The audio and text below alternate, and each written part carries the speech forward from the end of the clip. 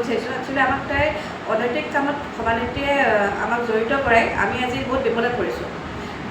আচলতে 2016 চনৰ 26 আগষ্টত সদৌ অসম মহিলা যোৰহাট কমিটিখন গঠন হৈছিলে আৰু আমাৰ সদৌ অসম অনুসূচিত জাতি মহিলা সন্মিলনখন গঠন হৈছিলে 6 জুনত 2025 যোৰহাট তেওঁলোকৰ মুখ্য কাৰ্যালয়ত। কিন্তু কেন্দ্ৰীয় সমিতিখন গঠন কৰা এবছৰেই হৈছিলে আৰু যিখন মহিলা সমিতি গঠন কৰা আছিল যোৰহাট জিলাৰ অৱগতত সেইখন আছিলে আপোনাৰ 10 বছৰ। প্ৰতিষ্ঠা দিৱস হৈ আছিলে যোৰহাট মহিলা সন্মিলনীৰ হয়, কিন্তু তেখেতে আমাক ক'লে যে এই প্ৰতিষ্ঠা দিৱসটো আমাৰ সদৌ অসম অনুসূচিত মহিলা সন্মিলনীৰ হয় আৰু সেই হিচাপে আমি ভাবিলোঁ হয় তেখেতে সভানেত্ৰী তেখেতে যিহেতু জন্মৰ সময়ৰ পৰা ধৰি আছে তেতিয়া তেখেতে শুদ্ধ কথা কৈছে। সেই হিচাপে আমি তেওঁৰ প্ৰতিটো কামত আমি আগবাঢ়ি আহিলোঁ আৰু 2026 চনৰ 22 জানুৱাৰীত গুৱাহাটীত এটা অনুষ্ঠান অনুষ্ঠিত কৰিলে, লেখক সমাৰোহ এটা অনুষ্ঠান অনুষ্ঠিত কৰিলে। তাৰ লগত মই জড়িত হ'লোঁ, বিভিন্ন ধৰণৰ কামত তেওঁৰ লগত ওতঃপ্ৰোতভাৱে জড়িত হৈ থাকিলোঁ। কিন্তু তেওঁ ক্ৰমান্বয়ে দেখিব পাৰিলোঁ যে তেখেতে কিছুমান অনৈতিক কাৰ্য কৰি থাকে, যেতিয়া সংগঠনৰ নামত অহা পুঁজিখন তেওঁ নিজৰ ব্যক্তিগত কামত ব্যৱহাৰ কৰে। তাৰ প্ৰতি মই মাজে মাজে মাত মাতি গৈ আছিলোঁ, কিন্তু তেতিয়া ধৰি লওক মোৰ সহযোগিতা নাছিলে বা মোৰ সহকৰ্মীখিনিও গম পোৱা নাছিলে যে অনৈতিক কাৰ্য কৰি আছে সভানেত্ৰীয়ে। কিন্তু যেতিয়া ক্ৰমান্বয়ে গোটেই গ্ৰুপটোৱে গম পালে তেতিয়া অলপ লাহে লাহে মাত মাতিব ল'লোঁ। কিন্তু অনাগত আমাৰ 26 আগষ্টৰ তাৰিখৰ দিনাখন এখন প্ৰতিষ্ঠা দিৱস আয়োজন কৰিলে তেওঁ আৰু এই প্ৰতিষ্ঠা দিৱস আয়োজন কৰাৰ দিনাখন আমাৰ এখন কাৰ্যসূচী বনোৱা গ'ল। এখন কাৰ্যসূচী যে আমি অতিথি নিমন্ত্ৰণ কৰিবৰ কাৰণে, লগতে আমাৰ এখন গুহাৰি বনোৱা গ'ল। এখন গুহাৰি বনোৱা গ'ল যে আমাৰ প্ৰতিষ্ঠা দিৱস 26 আগষ্টত আছে বুলি। তাৰ কাৰ্যক্ৰম আৰম্ভ আমি সকলোৱে মিলি কৰি আছিলোঁ। তাৰ মাজত এটা কাৰণ আহিল, তেওঁ গুৱাহাটীত 11-12 দিন আহি হোটেলত থাকিলে। যেতিয়া এটা সংগঠন চলায় তাত প্ৰত্যেকজন মানুহৰ এটা এটা দায়িত্ব থাকে যে সংগঠনটো চলাই আছোঁ, আমি ব্যক্তিগত পইচাও খৰচা কৰিবলৈ পাৰিব। কিন্তু তেখেতৰ প্ৰথম উদ্দেশ্য হ'ল তেওঁ গুৱাহাটী আহি হোটেলত থাকিব, কিন্তু তেওঁ সংগঠনৰ পইচা দি তেওঁ হোটেলৰ বিল কৰিব লাগিব। প্ৰথমে তেওঁৰ প্ৰব্লেমবোৰ আমি ছল্ভ কৰিব লাগিব, তাৰপিছত সংগঠনৰ কাম আৰম্ভ হ'ব। মানে তেওঁৰ দৃষ্টিগোচৰবোৰ তেনেকুৱা মানে। তাৰপিছত কি হ'ল, আমি আমাৰ এটা প্ৰতিষ্ঠা দিৱসৰ কাৰণে আমি এটা হল বুক কৰিলোঁ। হলটো আছিলে আপোনাৰ লোক নিৰ্মাণ বিভাগ গুৱাহাটী দিছপুৰত। তাৰ কাৰণে এখন আমি তাতে এপ্লিকেশ্যনো দিলোঁ, যাৰ তাত মোৰ নাম লিখা আছে সম্পাদিকা বুলি আৰু পেটত দিয়া গৈছে এইটো আৰু মোৰ নাম লিখা আছে তাতে। তাৰপিছত তেওঁ আমাক কি কৰিলে, আমাক কোনো কথা অৱগত নকৰিলে। আমি গোটেইখিনি সদস্য আছে, আজি কেন্দ্ৰীয় সমিতি গোটেইখিনি আমি আছোঁ। আমাক কোনো কথা অৱগত নকৰি তেওঁ কি কৰিলে 2 আগষ্টৰ দিনাখন প্ৰতিষ্ঠা দিৱসটো বাতিল কৰিলে বুলি আপোনাৰ ছ'চিয়েল মিডিয়াত এৰি দিলে। যাৰ কাৰণে আমি গোটেই সংগঠনটোৰ গোটেইখিনি বিষয়ৰ বাবে তেওঁক কুৱেশ্যন কৰিলোঁ আৰু যিখিনি কুৱেশ্যন আছিলে আমাৰ হোৱাটছএপ গ্ৰুপত যে কুৱেশ্যন কৰিলোঁ যে আপুনি বাতিল কৰিলে কাৰোৰে আলোচনা নকৰাকৈ আৰু বাতিলৰ কাগজখনত আমাৰ কাৰোৰে নাম নাই, তেওঁ বেলেগ নাম সোমাই বাতিল কৰিছে। উপদেষ্টা কেইজনৰ নাম আছে, কিন্তু উপদেষ্টাক সহমত নাই বুলি আমাক উপদেষ্টা কেইজনে অৱগত কৰাইছে।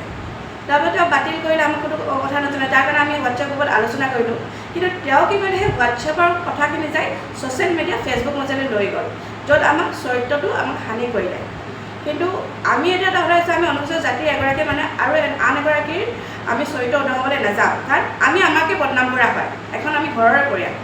আমি আজি জাষ্ট দৃষ্টিগোচৰ কৰিব বিচাৰিছোঁ মিডিয়াৰ থ্ৰুৱেদি যে তেওঁৰ অনৈতিক কাৰ্যবিলাক দিনে দিনে বাঢ়ি গৈ আছে। এনেকুৱাকৈ বাঢ়ি গৈ আছে যেন আপুনি যোনফালে যাওঁ তেওঁৰ কথাই আমি ওচৰত পাওঁ। লগতে এগৰাকী হ'ল আমাৰ সভানেত্ৰী ৰীতা দাস, তেখেত বৰমূৰ যোৰহাট জিলাৰ হয়। তেখেতে আমাক কিছুমান ভুৱা মানে অপপ্ৰচাৰ কৰি আছে যে আমি প্ৰতিষ্ঠা দিৱসত আমাৰ ক'ৰবাত কালেকশ্যন কৰি আছোঁ, ক'ৰবাত আমি গৈ চিঠি বিলাই আছোঁ। তেনেকুৱা আমাৰ কোনো কাৰুকাৰ্য নাই, আৰু যদি আমি তেনেকুৱা কোনো কাৰুকাৰ্য কৰিছোঁ তেনেহ'লে আমাক প্ৰমাণ দিব লাগিব, আৰু যদি আমি সেই প্ৰমাণত যদি আমি প্ৰমাণিত হওঁ যে আমি ভুল কৰিছোঁ তেনেহ'লে আমি তেওঁৰ ওচৰত ক্ষমা খুজিম। আৰু যদি তেওঁ সেই প্ৰমাণ দিব নোৱাৰে তেখেতৰ ওপৰত আমি বিৰুদ্ধ আইনীগত ব্যৱস্থা গ্ৰহণ কৰিম। লগতে কি হৈছে, তেওঁ সংবিধানখনৰ কথা প্ৰতিদিনাই কয়। এই সংবিধানখনত লিখা আছে, এইখন সংবিধান তেওঁৱে দিয়া হয় দেই, এখন সংবিধান তেওঁৱে দিয়া হয় আমাক। আৰু এই সংবিধানত এটা লিখা আছে যে পুঁজি নিয়ন্ত্ৰণ, যে সদস্য ভক্তি বৰঙণি বা বাৰ্ষিক বৰঙণি এটা আমাৰ একাউণ্ট থাকিব লাগে, যিটো একাউণ্ট তেওঁ 10 বছৰত কোনো নাম খুলিব নোৱাৰিলে, তেওঁৰ ব্যক্তিগত একাউণ্টত সেই পইচা জমা হয়। আমি তেওঁক একাউণ্ট খোলাৰ কথা বহুবাৰে ক'লোঁ, কিন্তু তেওঁ নাই নহ'ল। দ্বিতীয় কথা এটা আছে যে তেওঁ এটা ছ'চিয়েল হোৱাটছএপ গ্ৰুপত এটা লিখিত অৱস্থা দিছিলে যে মই সম্পাদিকাক বহিষ্কাৰ কৰিলোঁ। সম্পাদিকা এজনীক বহিষ্কাৰ কৰিব হ'লে সকলোৰে সহমত থাকিব লাগে, তেতিয়াহে তেওঁ বহিষ্কাৰ কৰিব পাৰে। কিন্তু তেওঁ কোনো ধৰণৰ এনেকুৱা আলোচনা নকৰি মোক বহিষ্কাৰ কৰিবলৈ হোৱাটছএপত গ্ৰুপত দেখিলে, যাৰ কাৰণে মই কোনো কাম কৰিব নোৱাৰোঁ। কিন্তু সংবিধান লিখা আছে যে কাৰ্যকৰী সমিতিৰ নিৰ্বাচন পদ্ধতি সকলো সদস্যৰ সন্মতি পৰ্বেহে এজন মানুহে বহিষ্কাৰ কৰিব পাৰে, সভানেত্ৰীয়ে নিজৰ ইচ্ছামতে বহিষ্কাৰ কৰিব নোৱাৰে। দ্বিতীয়তে আৰু এটা তেওঁৰ সংবিধানতে লিখা আছে, এইটো লিখা আছে যে সমিতি বহিষ্কাৰৰ সদস্য বাতিল। কোনোবা এজন সদস্যক তেওঁ নিজৰ স্বইচ্ছাৰে কি কৰে, আজি সাংগঠনিকত আছে, আজি সাংস্কৃতিকত আছে, আজি প্ৰচাৰত আছে, তেওঁ সেনেকৈ স্বইচ্ছাৰে তেওঁৰ নামটো লিখি দিয়ে। কিন্তু যিটো আমি এখন সংবিধানৰ অনুসৰি আমি এখন লিষ্ট বনাই লৈছিলোঁ যে কোন ক'ত কিহত পদবীত আছে, তো তেওঁ নিজৰ স্বইচ্ছাৰে গোটেইখিনি কাম কৰি আছে।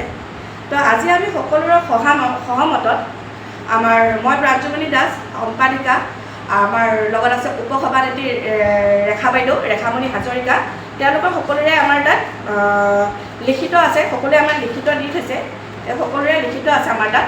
কিন্তু তেওঁলোক অলপ অসুস্থৰ কাৰণে আজি প্ৰেছ মিটত আহিব নোৱাৰিলে।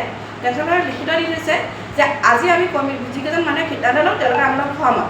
তো মই সম্পাদিকা প্ৰাঞ্জুমণি দাস, উপসভানেত্ৰী ৰেখামণি হাজৰিকা, তাৰপিছত আপোনাৰ কাৰ্যকৰী সভানেত্ৰী ৰীতা দাস, তেওঁ তৃতীয়কৰ হয়।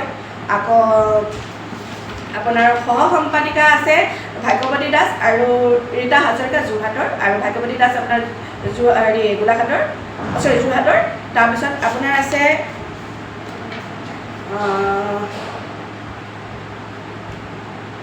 প্ৰচাৰ সম্পাদিকা আছে জুন্তি দাস সাংবাদিক সম্পাদিকা, আৰু আছে আপোনাৰ বন্তি দাস। লগতে আছে আমাৰ সাংস্কৃতিক সম্পাদিকা সুজাতা দাস, তাৰপিছত আমাৰ সংগীতা বাইদেউ আছে, তাৰপিছত আকৌ আছে প্ৰচাৰ বিভাগত আছে দিব্যলতা দাস, তাৰপিছত শিক্ষা সম্পাদিকাত আছে দীপজ্যোতি দাস গোলাঘাটৰ।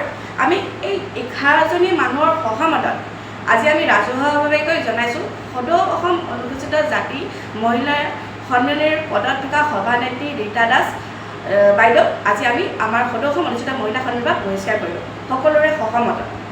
আৰু দ্বিতীয় কথা, অনাগত দিনত যদি তেওঁ সদৌ অসম অনুসূচিত মহিলা সন্মিলনীৰ বেনাৰত কিবা কাৰ্যসূচী লয় বা ক'ৰবাত পুঁজি সংশোধন কৰে, তাত আমি জগৰীয়া নহয়, কাৰণ তেওঁক আজি আমি 24 আগষ্ট 2026 চনত আমাৰ সকলোৰে সহমতত আজি সংগঠনৰ পৰা বহিষ্কাৰ কৰিলোঁ। আৰু অনাগত দিনত তেওঁ যদি সেনেকুৱা কোনো কাৰ্যসূচী লয়, তেতিয়া অসমবাসী ৰাইজে নিজে এবাৰ বিবেচনা কৰি ল'ব যে তেখেতে কিমান জেগাত শুদ্ধ।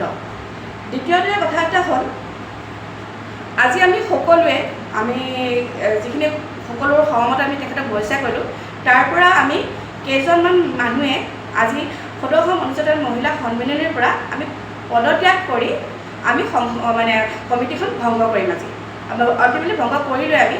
আৰু আমি যিখিনি পদত্যাগ কৰিম সেইখিনি হ'ল মই সম্পাদিকা প্ৰাঞ্জুমণি দাস, আপোনাৰ উপসভানেত্ৰী ৰেখামণি হাজৰিকা, কাৰ্যকৰী সভানেত্ৰী ৰীতা দাস, কোষাধ্যক্ষ উষা দাস, তাৰপিছত সাংস্কৃতিক সম্পাদিকা সুজাতা দাস, সাংগঠনিক সম্পাদিকা জুন্তি দাস, প্ৰচাৰ সম্পাদিকা দিব্যলতা দাস, তাৰপিছত আপোনাৰ সহ সম্পাদিকা ভাগ্যৱতী দাস, তাৰপিছত আপোনাৰ শিক্ষা সম্পাদিকা দীপজ্যোতি দাস। আমি গোটেইখিনিয়ে আজি 9জন মানুহে আমি পদত্যাগ কৰিলোঁ আৰু সদৌ অসম অনুসূচিত মহিলা সন্মিলনীৰ সভাখন কেন্দ্ৰীয় কমিটিখন আজিৰ পৰা আমি ভংগ কৰিলোঁ বুলি ঘোষণা কৰিলোঁ। যিকোনো খবৰৰ বাবে যোগাযোগ কৰক 9181 307 221 আমাৰ এই নম্বৰত।